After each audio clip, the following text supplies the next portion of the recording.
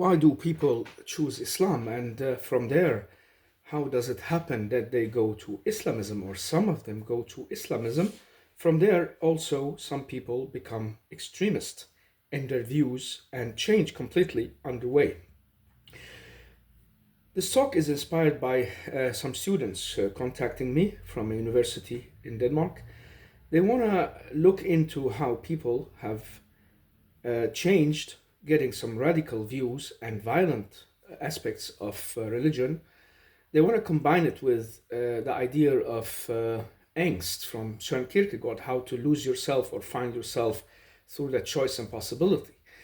And my answer to them inspired me that I should really give a focused talk on this for everyone who has these concerns and really want to understand more. Islam is that world religion that has many sects and groups and ways of interpreting itself.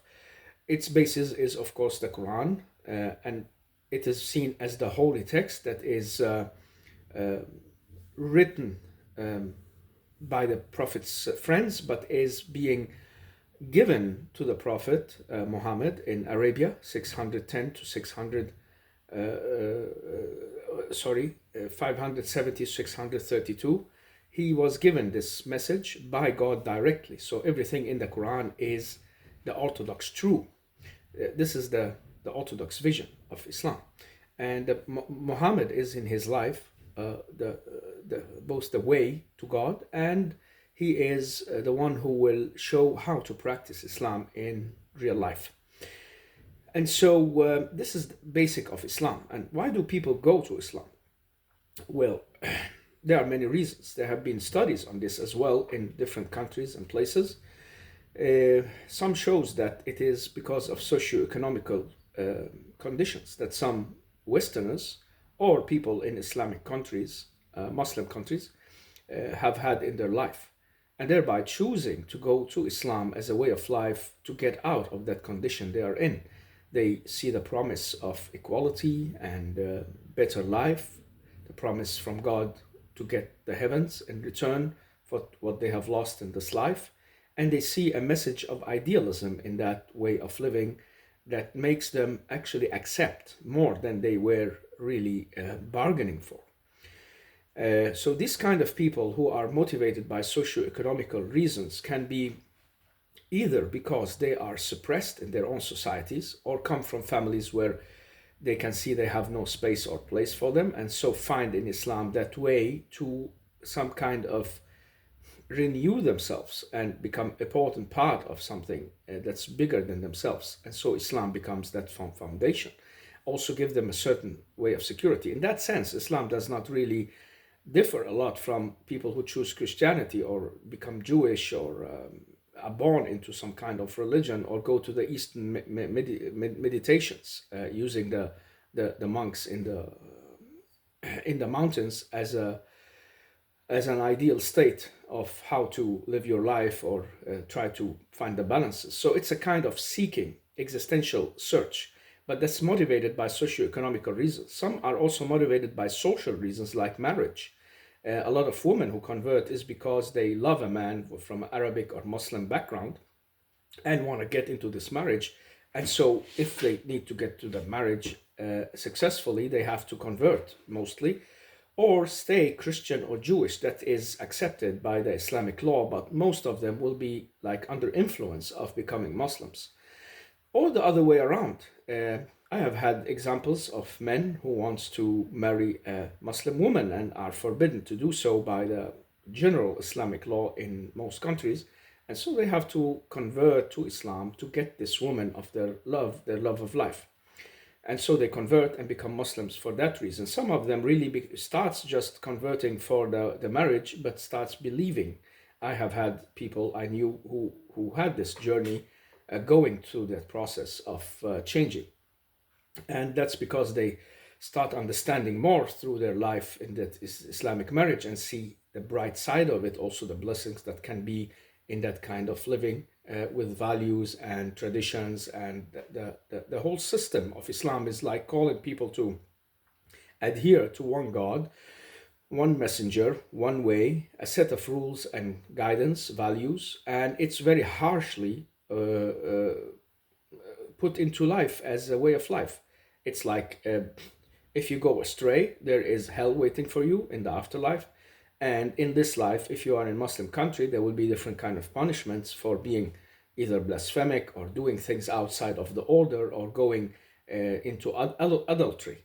And this is what most of the Christian and Western world has turned away from. That's why they see it as surprisingly unmodern and troublesome in the Muslim world. But many people seek and find that part of Islam they really like. It makes them settle down and get this peace in life they've wanted. So this is like just a short brief that people can seek Islam for socioeconomic reasons or idealistic reasons, as I mentioned shortly before. That is based on the notion that, well, you are looking into your existence and you're going to want to find the meaning of it.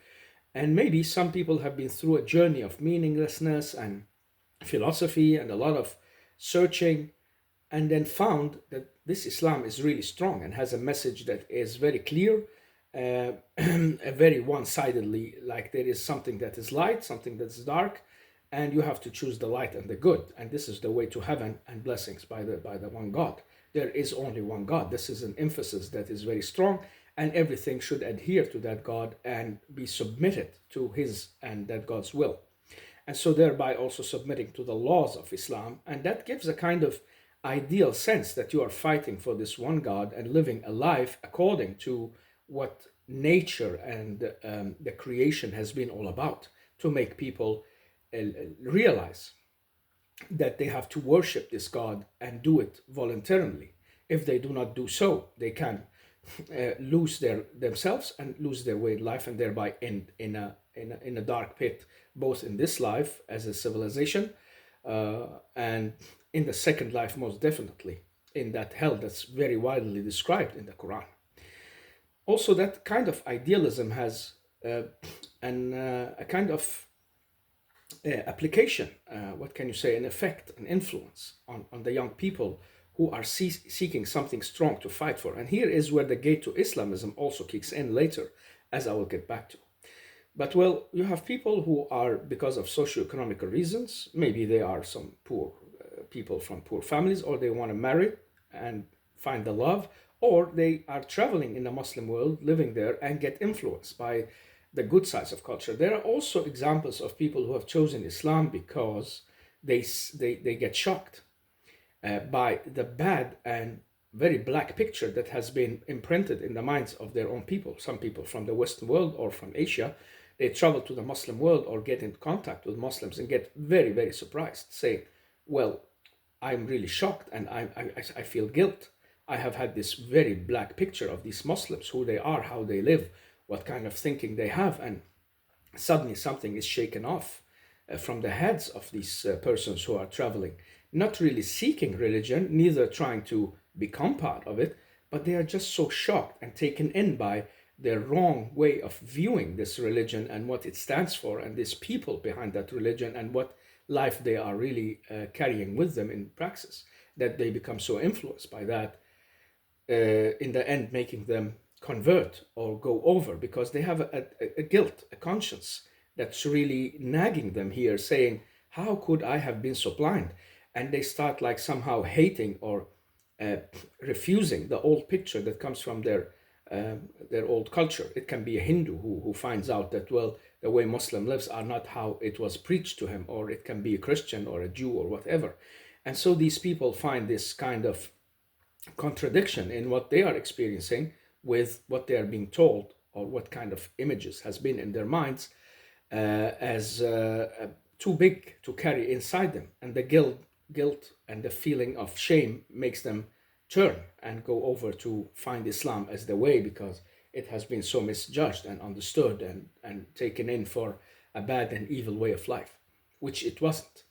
And that was makes some people convert also in the Western countries. It's one of the fastest growing religions in the world, which make the competition between it and Christianity very big, and so also provoke a lot of fears and feelings that I'm going to talk about later as well. So this is Islam, and why people generally choose Islam. There are also people who choose Islam to fight it from within. So these people are the moles and the hypocrites who go into that religion just to try to tear it down or fight it from within or do something that is outside what should have been, or to discover some things from inside that religion, like some secrets or groups and the way they are doing things.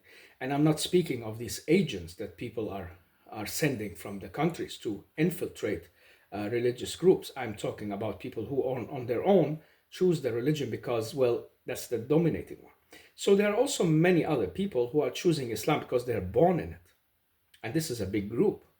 You have really many people who can speak of reflections from their life saying, well, I didn't know otherwise. This is the religion I was born to accept and see my life through a lenses of. I saw it as the ideal and the best way of life. I didn't knew about any other ways of life either.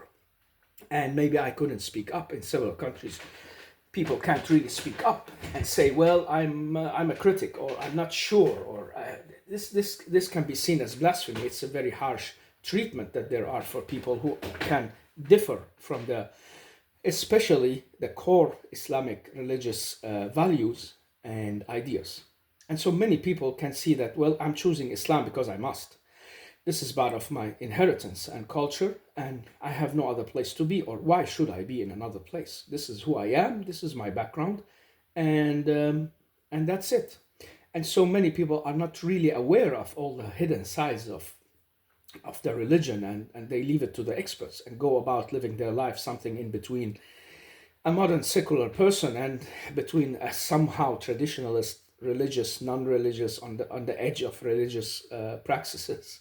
It's a very like some kind mixed colored way you see the Muslim world. There are also different interpretations of Islam, as everyone who have noticed being in different countries or read about Muslims or met them or been with Muslims, he will understand, and or she will understand.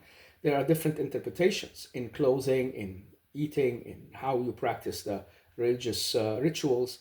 They look alike, but there are differences if you look closely, and these differences can vary really, not in contradictory terms, but they can really vary a lot. If you say, look at the clothings in one country and another, and you look at what's permitted or not in one country or another, it depends on the school of law that the Muslims are building on. So if you're a Shiite and have the school of law that follows certain practices, you will be doing things that the Sunnis are not doing, and vice versa. You will have some also differences between the different type of Sunnis. If you're from Turkish background, or you come from Morocco, Algeria, or maybe African, you will have some different practices inspired by that local culture, or taken by some of the law schools that reach that area or part of the world. So you have basically four main schools called the Maliki, the Hanafi, the Hanbali, and Shafi'i schools.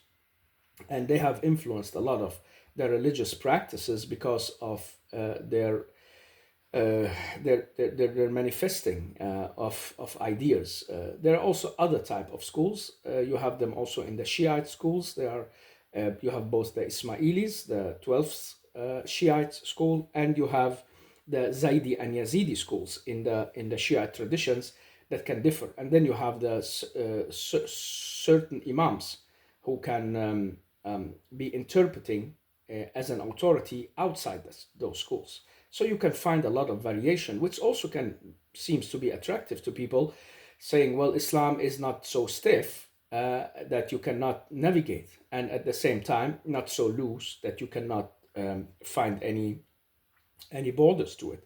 The borders are clear, but inside it you can navigate a lot, and that makes it also dynamic in certain aspects, making it very applicable in real life and as a way of going around practicing religion while you're practicing life. It's like you have different thoughts on what to do with economics and how to build institutions, what kind of teaching should you have, political issues, and all that is related to the private and official sphere.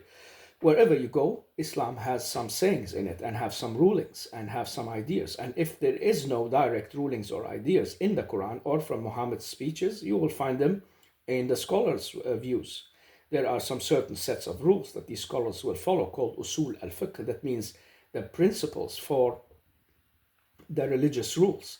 And from them, they can see, well, there is some general idea that if something is going to lead to something bad or hurt, that means it should be forbidden. Anything that can become too much of a burden, should be eased, and so on. They have these principles that they build on and advocate for, and from them comes and stems the idea of the fatwa. That's where these scholars of authority and insight, they can sit and look at a certain situation in a certain time and say, well, okay, you can buy this house even though you are borrowing with interest because this and that. They give an argument. You cannot go and marry that woman for this and that reason. They will just outline the religious law as it is. There is another aspect that's very important, that is the Muslim world has in the last 100 years shifted a lot in between being a dominant religion to becoming a social sphere religion. What does that mean? Well, in the old times and until 100 years ago, until the First World War, Islam had its institutions rooted in the state. You had a sultan or a king, an official representative for Islam, and he had his soldiers and police and people, judges, and all that kind of ruling that helped implement that type of Islam that this country or this place had adhered to. And so if you look at the Turks, they were the Ottoman Empire, and they had a lot of influence on how Islam was interpreted many places. But there were other places like Saudi Arabia, that was the kingdom that had another kind of ruling based on some other ideas, but still within Islam, they had another interpretation that also formed their society, and so on and so on. But the last 100 years, with the fall of these authorities, it becomes part of the social sphere. So Muslims are living under some kind of pseudo-Islam. It's like Islam is there, it's infiltrating everything in their lives, and it's also part of the constitutions, but it's not really given as in the same strong manner as that old authority has been given it.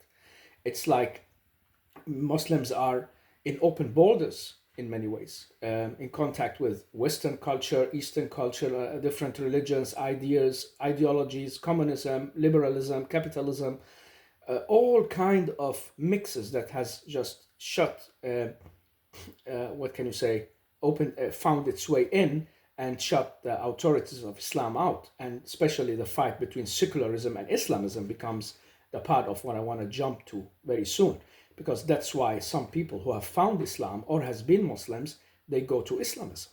That's because at one point in their religious practicing and awareness, they will realize that Islam is lost. It's in a social sphere that does not really have the control over society. There are leaders who are secular, suppressing Muslim voices maybe, and maybe other places just wanting a certain interpretation of things called the voice of the mufti, the person who is the legal official voice for the Islamic teachings. And so they do not want other voices to be heard. And so there is a kind of tyranny and suppression alongside that. In other places, they want this kind of secularism where the individual is free to choose Islam or choose another religion. And they see that as contradictory to the ruling of the Quran and the old times of the first generations, and seeing that as contradictory to what God's want. And so they come in conflict with themselves and seeing, well, where is Islam really, and what kind of Muslim am I? And some people who get this awareness, they start really touching upon Islamism, or they are manipulated to accept it, or they are just being in touch with missionaries from the Islamic ideologies, calling them to that awareness. And that is something that happens to many. Sometimes it happens in big groups because of a certain incident, like if some big name has been shot or killed, like it happened to the Muslim Brotherhood leader Hassan al-Banna in 1947, when he was killed on the street by some Egyptians hired by most likely some British agents, or maybe some of King Farouk's men, the secular king, who didn't really want more of Islam than the limits of what's necessary, leaving it in the social sphere as a mix of a Western and Eastern and Middle Eastern culture. he was called a modern but tyrannical king. And so some people reacted to that, including that first movement called the Muslim Brotherhood with Hassan al-Banna and later several of his friends taking over. But when he was killed, well, that was a shock for many of the ordinary Muslims. And so they joined the Brotherhood in reaction and as a kind of awareness. Oh, what's going on here? Why did they kill this man? He was a nice teacher and very liked preacher and a person with charisma and easygoing way, had good manners. So you cannot hate him. It's just impossible. If you hate him, there's something wrong with you, because if you look in his life, you will just see really the picture of the man who wants to build something up. He just by the look of him, you get to like him. He seems so friendly. And so these people there, especially in Egypt and the other places in the world, like in Pakistan, they became so aware of that death of that big leader, and of course blamed the West. And Churchill at that time had something to do with it in secret, and secret Zionist organizations, and so on and so on and so on. And in that way, they become aware that Islam is just not the traditions and going to practice in the mosque. It is something of a call I have to go to. And I must somehow be aware that Islam is asking more of me. I have to be part of the mission to bring Islam back to life. So in that way, some people find their way to Islamism. Other people, they find it through a missionary, active missionary from imams who seems traditional on the surface, or maybe a neighbor, or maybe a wife.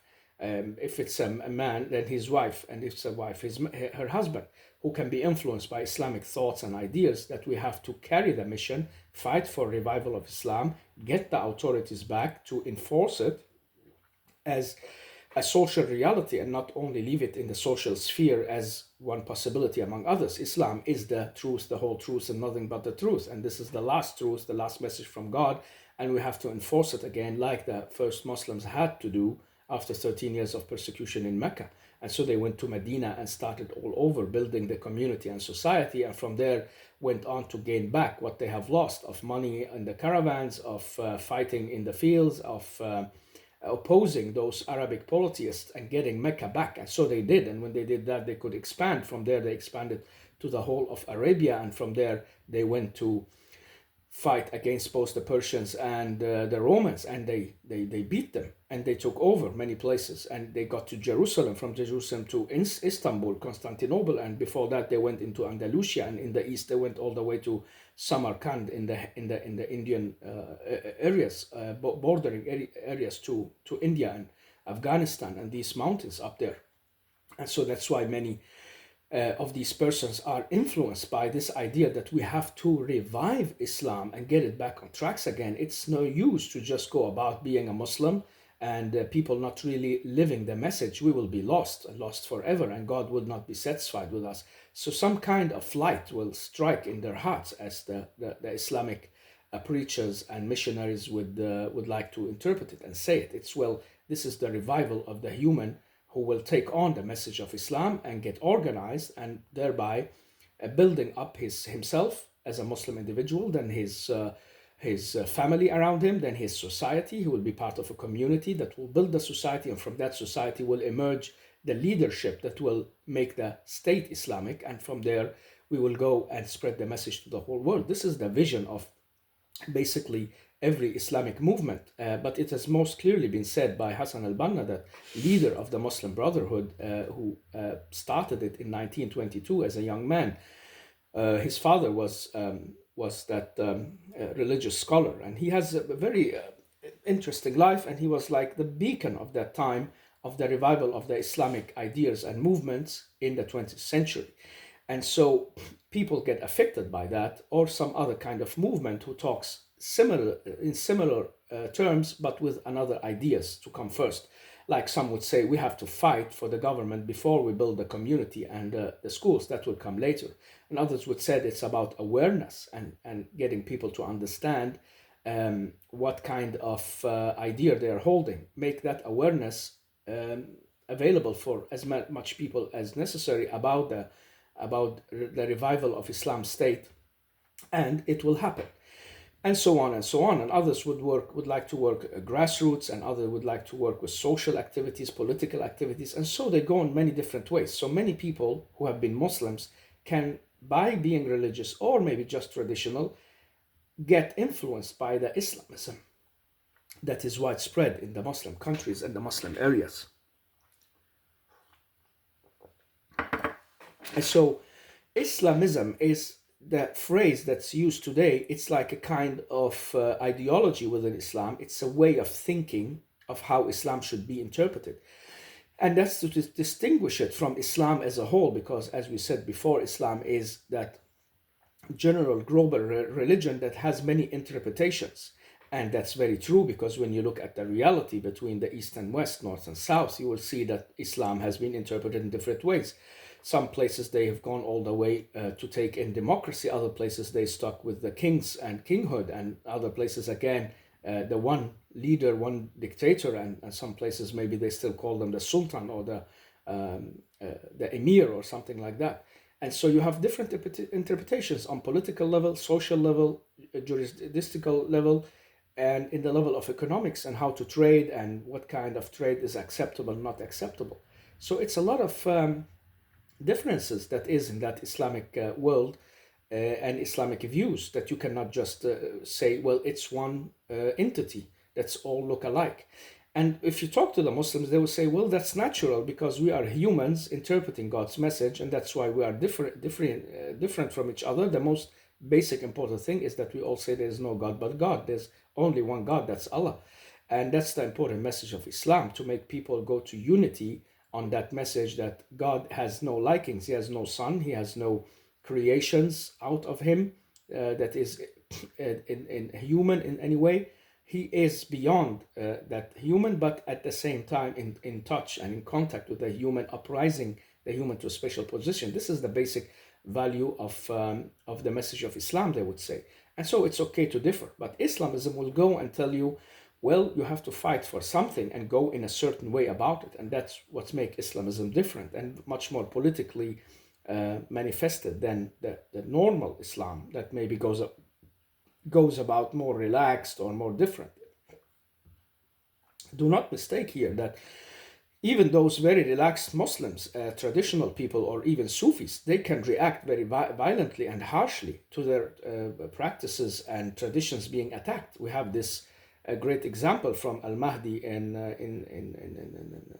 Sudan in the century before this, where he fought against colonizers and wanted to preach an Islamic state there. And so also Abdul Qadir al-Jilani, the great fighter from Algiers and others in Libya. So you have the Lion of the Desert, as he was called. So you have a lot of Sufi oriented people who can react in a way that looks very much like Islamism, when they feel, well, our resources are being taken. Napoleon had just hit the gates, or some kind of British or American or French or whatever envoys have been taking over and leading our kings and national authorities in a direction that we do not like. And so they can also get to react in a way that seems Islamic, even though they don't have the same program. So Islamism is very much part of Islam and an outroot of it, but is like inboxed in a certain way of looking and viewing of how to revive that religion and get people influenced by the awareness that they have to change something in order to get Islam back. They have to be part of a movement. They cannot just do that alone.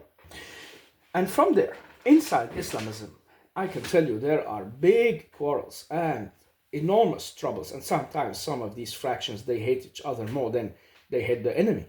And they cannot talk on the same round table. It's very, very difficult for them because they are influenced by this idea of the one singular truth, and every one of them is holding that truth. So what's left?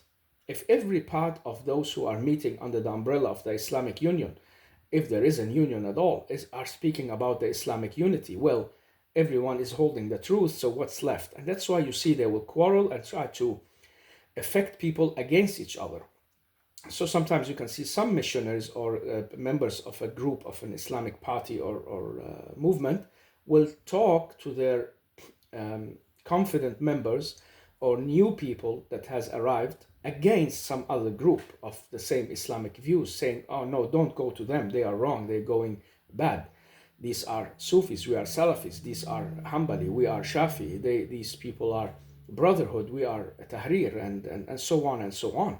And they will just, it's like the differences are like huge between them, that they have to distance themselves from each other. And sometimes they go and quarrel very harshly. So Islamism is a gate to a lot of conflict, because it's not just being part of a movement, but it becomes being part of an authoritarian, totalitarian idea sometimes.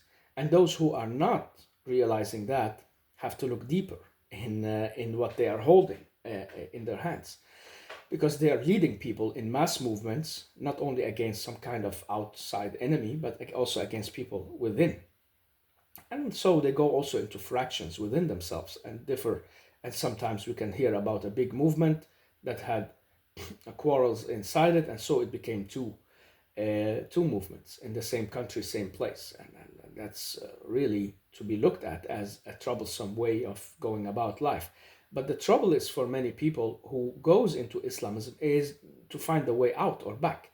Some have done it with big clash and expressing themselves very loudly, and others, they have gone about it with closed doors, as they say, quiet doors. They open the door quietly and leave and do not make a mess, or any kind of raising their voice against it or criticizing what they come from.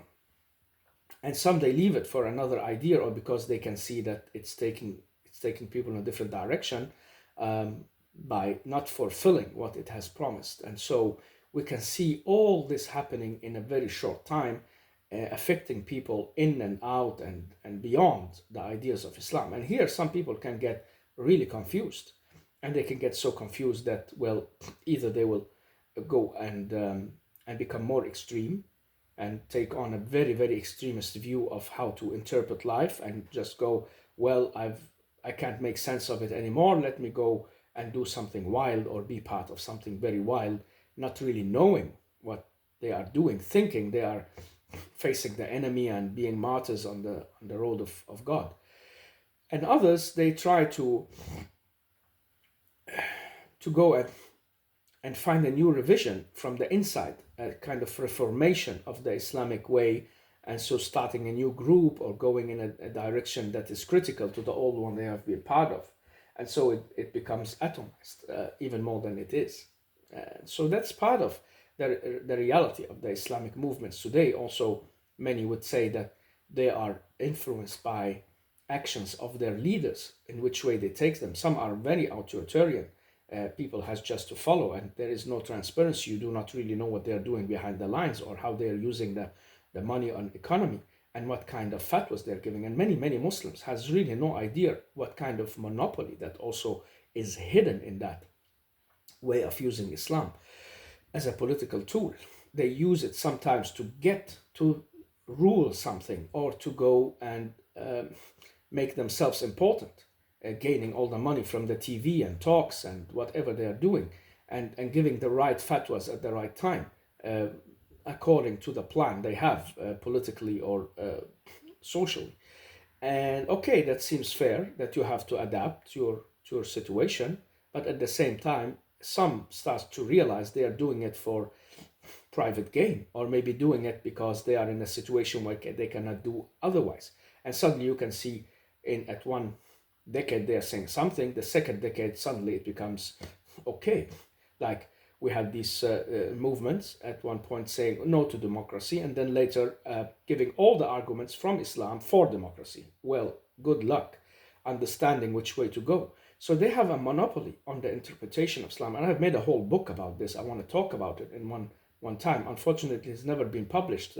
Nobody in Denmark understands this. It's such a small-minded country. Sometimes I get so tired of it. And also, these Islam researchers, they want to have the monopoly on their field as well. So they do not want an outside expert like me coming in and disturbing their views that they have been feeding the public and the people in either an extreme way or a very light, unserious way. I can tell you there is trouble also with the experts, not only in the Islam field, but in every field. Back to Islamism, It has also given headache to many countries and states leaders what to do with these movements and people in them, and so many also end up in prison, unfortunately. I look at this from a humanistic view and the voice of Voltaire. By God, I differ with you to death, but I will, until death, defend your right to have that opinion, your opinion. And so throwing people in prison for political reason and because they are holding the view of a kind of Islamic idea, or scaring people to death from them, making them the enemy that you should really be scared of, as if it was the big monster coming up of the closet. That's what's happening also somewhere around the world, and we have seen it also reflected in spy novels and books that these writers are showing us how they can be used. That you can sometimes have a government somewhere who wants to take over, and they use some of these Islamists to do something bad or ill in order to imprison them all, and then take over in the name of the people and freedom and the righteous way, and saying, oh, they are dangerous, now we have freed you from that danger. And so they are also being used as idiots to give the goal to whoever is taking it. And in that way, they're also victims of their own ideas and ways, but also victims of a cruelty that I think is too harsh and too ununderstanding. And that just creates more monsters and more trouble, because we take very much wrong looking at taming these kind of ideas by punishing them and by suppressing them, because people will get just more harsh in their belief, and that's what's happening. Well, this, like, let's take this brotherhood movement. They have been suppressed for a century, and what's happening? They have followers. They have gaining access to parliaments even stronger than they had ever before. And then when they took over power, they also showed the side and the face of their movement that people were shocked of, and really thought that, well, was it that I was looking for when I first joined, or were influenced by that Islamic movement? And so to go to the third step, and that is the religious radicalization, as they say, or extremism. This is because some people from the beginning can see that all these light versions of Islam do not uphold the war, crushing of the enemy, going to fight the battles. This is the only and true way that can lead Islam back to its tracks, and it's in the Quran. There is arguments in the Prophet's life, as well as there is arguments for peace. This is the complex sides of Islam, that you have arguments both for war and peace, when to use what, and you have arguments for negotiating and arguments for not negotiating. You have arguments to be friendly to your enemies and not to be friendly, and that's not because it's paranoid schizophrenic, it's shifting all the time. That's exactly not it, because I'm so sorry when I hear people, and I get frustrated when I hear people saying, well, that's because it's a schizophrenic religion. This prophet just changed his mind every second and another. At one time he wanted to be friends with the Jews, and then he didn't want and just fought them to death. And the other time he wanted to spread his cape for the Christians. And so later on he went and sent some armies to fight them in the north, and so on and so on.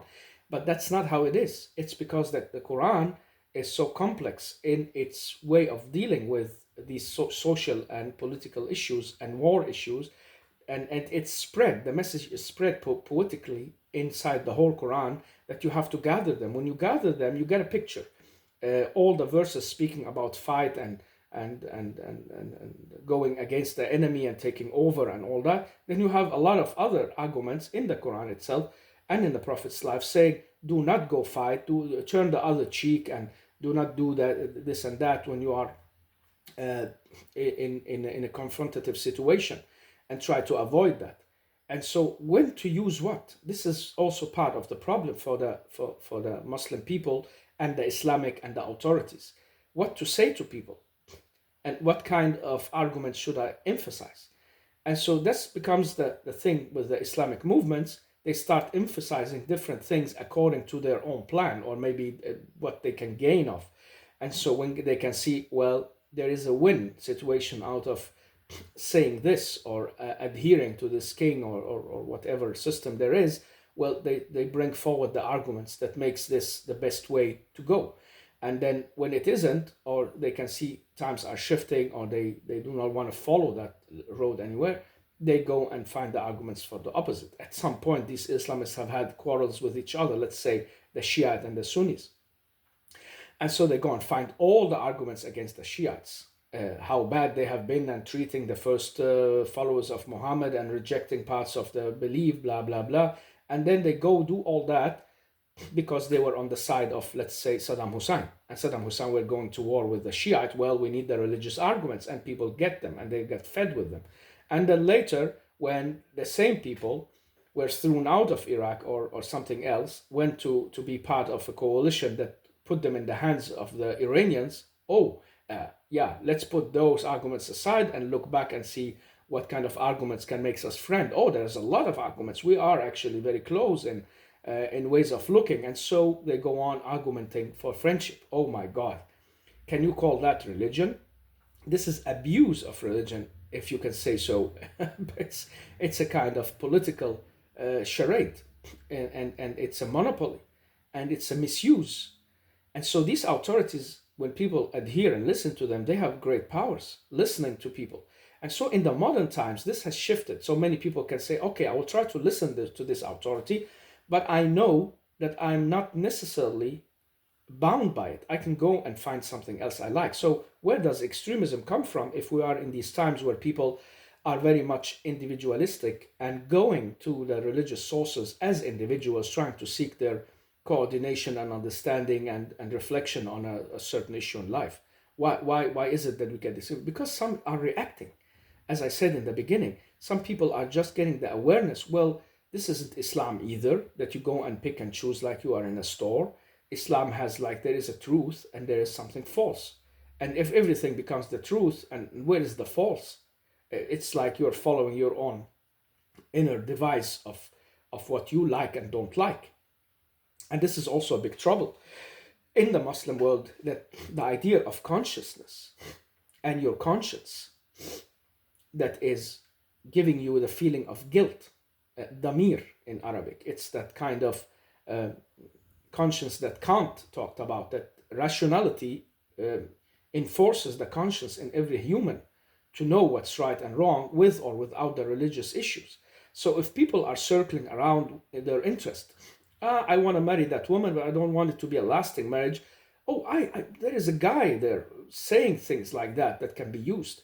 I want to buy these cars and sell them for some certain of price, but usually they say it's forbidden to do so because of the way we are trading and the interest that comes in between. Oh, but I know there's a scholar on TV saying something different. So let's take that on that issue. And so people go and pick and choose today, which makes some others react very harshly and go deeper into that pit of wanting to change everything and saying that these communities are not really Islamic. They are part of the Jahiliyyah community. That means the unwise, unknowing communities of the Muslim world, resembling the communities of pre-Islamic societies. So people are not really Muslims, even though they are saying there is no God but God, and they maybe go to the mosques. They have to adhere to the law. And so it becomes like a part of the ideology that the Islamic people are carrying. And when it's not enforced enough, they go to fight it and use the means of what they call jihad, or the power of struggle, because God is also giving allowance to that, to go and fight for your cause and faith, and you will survive and you will prevail. And so it becomes also part of what divides people, taking them in different directions and giving this reaction.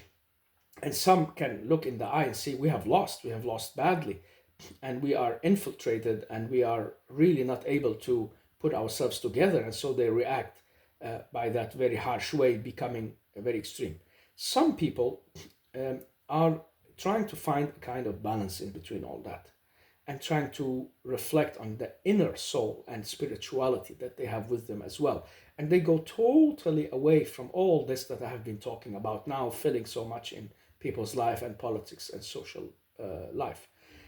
They go looking about for the religious spiritualism, the light from God, the tranquility, that kind of peace that comes from the inside by trying to meditate on God's names, on Muhammad's visions, on the way that you should live your life in peace, trying to get to your salvation, and that the devil is waiting on every corner, trying to take you either to the direction of extremism or in the direction of being, that kind of self-centered person who takes and picks what he likes, follow his own lusts. You have to find a golden middle way in between that. And these people have been acquiring, what can you say, digging, they have been showing up through the centuries to try and put the clothing of what Islam is really about. And when you look in that, you can see this is what every religion is about. It's about finding your inner self, and through that go and find God. And by doing so, you find the inner peace and harmony, and so your life becomes that paradise. And then you can wait for the real paradise on your way of life, because you have really made it through to that connection, the connection of the spirit, the understanding of the message of God as it should be understood. And so some people do that and go into reclusive ways, or maybe small circles of what you call Sufi ways. Some do it individually, others are in groups. And so they try like to find other ways around both the Islamic and the traditional ways. So it's a big world, and it's a deep one and a difficult one to adhere to and understand. One distinction is very important here. That is, not every person who is a Muslim is necessarily Islamic, and not every Islamic person is an extremist or a radicalized person. Many people can choose to become Islamic because of the awareness, as I said, but they do not want to indulge in fighting or violence or do things they feel is against the conscience or the logic that they have learned in the beginning. Many people who start going into Islam, they hear about this message of peace and tranquility and family help and the love and care and the brotherhood, and this is what attracts them mostly. And so later they find out, oh, there's other sides too. There is an enemy, and there's people I must hate, and there are things I do not like, and I must distance myself. And so at one point it becomes too much, or somebody will be asking something of them they really feel is against what they believe in as humans and what attracted them to Islam. And they will stop there and be really reflecting on that cannot be the true Islam. And others, they will just go and fall in. And so they will go and do things in the name of religion, like kidnapping kids and women and killing people out of sheer hatred. And if there is something in Islam you learn when you start going there, learning about it, that is to get the hatred out of your heart and hate the evil in people, hate the evil in life, but not hating the creation of God in itself. And so how do you combine that? It's not easy, and not really something you can combine. And so that's very difficult to distinguish in between. And maybe some, I know in the West especially, they would like and they love just putting everything in one bowl and saying, yeah, well, Islam is not so different from Islamism. Islamism, it's a kind of radicalization in itself. Islamism is also a kind of extremism itself. And that's not good, because it makes the picture unclear, and it gives bad reactions on the other side as well, because people will see themselves in a picture that is very negative and very much hostile, and they will react in a hostile way. Anyhow, this was just a kind of inspiration I got from these students who wrote to me, and my answer to them was much specifically saying to them that you have to distinguish between radicalization and what kind of processes happens there from people who are seeking religion and finding it through finding themselves, as Søren Kierkegaard, the Danish philosopher, would say, that you can lose yourself because you are afraid. You have to take the leap of faith, but you cannot. You are not able to. But you are aware that there is something out of balance in your life, and you have to make the choice. And so I say that these people who go and become Muslims and very practicing religious people, they are trying to find themselves. This is an active choice they're going into, very much accordingly to Søren Kierkegaard's ideas. It's not against it, but according to it, because he wants people to find their inner core and self. And these people have found it in this way of religion and practice. This should bring all kind of respect up in us. But as I explained later, it's very much difficult line to see. When are you stepping over that, and when are you going to become a manipulated person in the hands of people who are going to use it as a movement, or use you as a uh, as a weapon or something like that. This is very important for people to stay with that awareness and have it with them, even though they are seeking religious clarity. And so these students, researchers, they should not do that mistake by confusing the radicalization of the persons who are radicalized and going for the violent movements with people who are seeking clarity through that idea of finding themselves in existence. These can happen um, without relation to each other, separately. And many times when you look at people from these communities that go and doing violence, you can find that they already were part of a group that was in an opposition culture, as they say, or a culture that do not adhere to the society or like it. They feel they are outside, excluded, and they hate it, or there's an ideology driving them to hate it. So they were already somewhere on that way, but it just came out in the form of religion, because that's what it's part of the times we're in. If it was 50 years back, it would be radical leftist or radical right or something like that, or a gang. So it depends on the times. And I told them not to mix these things and distinguish clearly between them, so they can get a clear idea that seeking religious clarity is not the same as saying, oh yeah, this guy lost himself and did not out of fear could not find himself, and so he threw himself into martyrdom, or maybe going violence. You cannot just make that A to B connection so simple, because the real life, the experience shows us that many people go and seek a religious clarity without going all that way. And others who haven't been seeking clarity are already part of something that makes them, well, I was already part, it was my friends, and I could see the message they're saying, and I became that person who carried it. And I was in opposition to this culture and will always be, and so on and so on. So that's what made me give this talk. I don't know for whom. I hope someone will get something out of it, and it will be inspirational at some point for someone. Thanks a lot. Have a good day.